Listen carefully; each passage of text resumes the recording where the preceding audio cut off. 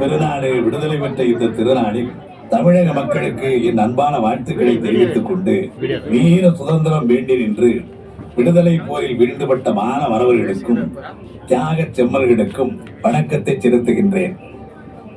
மண்மீட்க எழுந்த போராட்டத்தின் முடிவில் வெற்றி களிப்புடன் விண்முட்ட பறந்து பட்டொளி வீசிடும் இந்திய தேசிய கொடியை மக்களால் தேர்ந்தெடுக்கப்பட்ட மாநிலத்தின் முதலமைச்சர்கள் தான் இந்நாளில் ஏற்றி வைக்க வேண்டும் என்று நான் எழுப்பிய உரிமை குரலை புறக்கணிக்காமல் ஒப்புதல் தந்த ஒன்றிய அரசுக்கும் இந்திய பிரதமர் இந்திரா காந்தி அம்மையாருக்கும் என் நன்றியை தெரிவித்துக் கொள்கின்றேன்.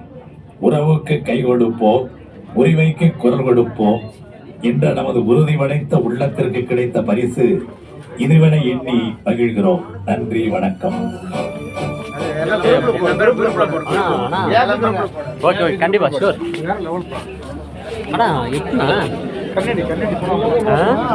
அப்படி